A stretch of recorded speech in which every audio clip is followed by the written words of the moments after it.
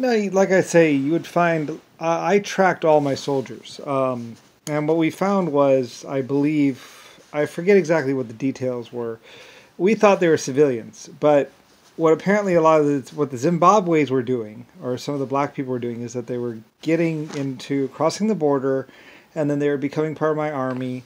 And then what they would do is they would because I had work groups and work camps for my soldiers. So my soldiers would be working. They'd be running the steam equipment. They'd be building the roads. They'd be doing this. They'd be doing that.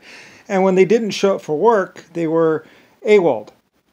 And sometimes my people would be like, you know what, he's AWOL'd, sir, because I would find out about what was going on. It's like, because somebody would go AWOL'd, and then about 5 or 6 or 10 miles away, a house would be broken into, and basically maybe some old person would get stabbed, and then some young girl, she would talk about how this guy broke in and then put his hand over her mouth and basically said, "Don't cry, baby," and then went down on her.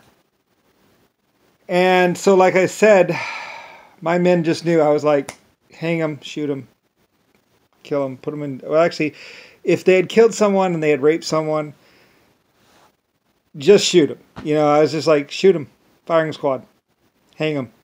I don't give a fuck. I don't protect rapists or killers. That's not how I did.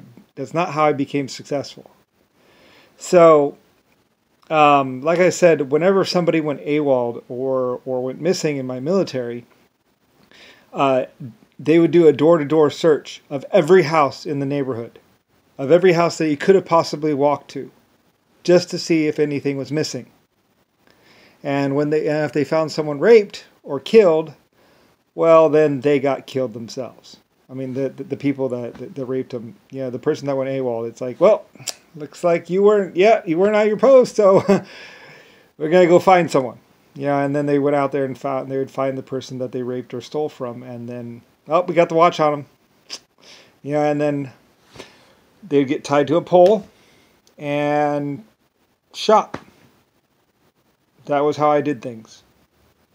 Like I said, a lot of people love me because, like, people couldn't see. So I was like, well, maybe it's their eyeballs, or, we should check their eyes and see if maybe it's out of adjustment or something. So we could maybe, I don't know, like a magnifying lens maybe or something like that.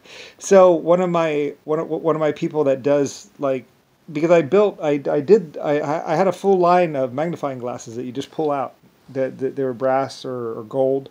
You could get them in gold too. You could get gold, metal, and then not the brass. You have brass magnifying glass that like extends. You could get that in gold or silver as well. Your choice of metals. If you had the money, you could order yourself a gold magnifying glass or one that pulls out, made of looks just like the brass one, only it's gold or silver. Anyway, all my top people, I would give like one of them too. So there were gold and silver magnifying glasses out there that just pulled out, and they'd extend out like three-way, like one, like we had the single extend and the triple extend. But anyway, though, so I had one of my people that did those start to look at the eyeballs and to try and maybe, because I was like maybe it's like a focusing thing or something like that, because those things, they have to be, it has to be all the way out for it to focus right. So, because it doesn't work, the two lenses work together at a distance or something like that. I forget exactly how they work. Anyway, though, I had one of my top people start looking at people's eyeballs, and sure enough, they found out that they could get the person to be able to see clearly, because there are people that just couldn't see it. It's like he couldn't see it, huh? Yeah, and then I started thinking about it. I was like, well, let's have someone look at it. So like I had like 30 people or 200 people look at the whole idea. I was like, get that other guy, get one of my top people on it. Anyway, this is back in time. I forget what the deal what it was, but this was back when I was kind of like still in the business and still coming up. So anyway, I had someone look at it and or start to mess around with it, and then we came out with the first optometrist thing, the chair or whatever. They built a small one. The old one was just a piece of wood and some wood stuff, and had like some different magnifying glasses that would just click down. But you've seen it. You know the kind, it just it clicks down until I think each one is a different one because we were just doing magnification at first to check to see if the one eye was out of a good adjustment with the other eye and stuff like that. And it was a whole field. I mean, we spent quite a bit of money on it. Anyway, though, what was I going with that? Oh, anyway, though, I had a fair amount of love from all the things. Like I came out with the first ice rink and also like the magnify and also fixing people's eyes. I was massively wealthy, so all my people got checked for their eyes, and they would get free pair of glasses if they needed correction and all that. It's something that the communists do nowadays. But anyway, where that came from is basically me and or my people anyway. I can't really say because it's like my people. It's not really me. I just ordered it and wanted it done because I was that rich or whatever. So anyway, when people would go missing and stuff like that, I mean, people loved me and they hated me as well because I was absolute. It's true. I was iron will, and I was just like, well, I mean, I was responsible. Like I say, like and I didn't punish the a lot of people wanted me to punish the person that watched him. Well, I kind of later on I was like, who's your leader exactly? I mean, who's your supervisor? And then I would get down on them and basically be like, and later on my people just did it for me because it's like well, I mean, I'd actually kind of hold like both of them responsible, because it's like, well, how did this guy get away from this job site when you're supposed to be watching him? And they would be like, well, I can't watch everyone. It's like, well, yeah, but, well, then why don't we have someone that watches people then? Or something like that. I mean, I had a lot of money and stuff. So, anyway, eventually, I mean, it's hard to watch 5,000 people. It's true. I was like, well, it is kind of hard to watch 5,000 people. But, anyway. But still, I mean, we worked our way through it, so, anyway.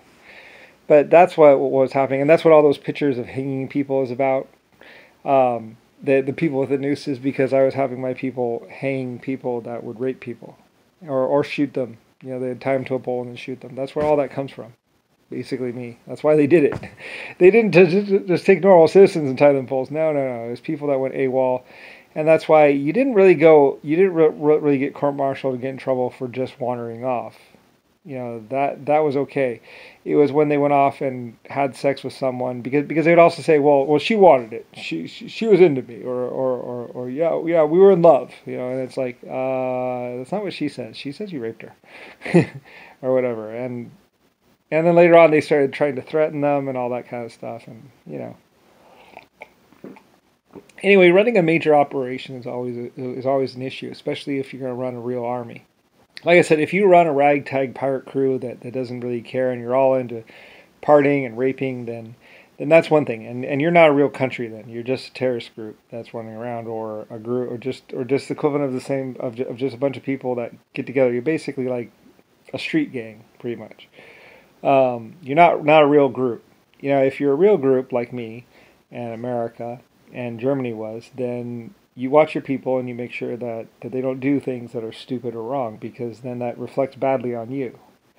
My people would always know that when my people messed up, that was like me messing up. And I'm the epic creator of 800 Galaxies. So I don't mess up like that. So I was really careful about it.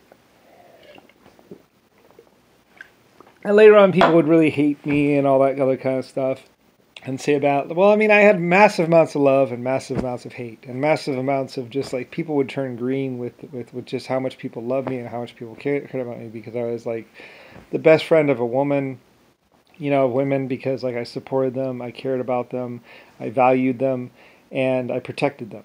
I protected men too. I mean, there were times when I was like, well,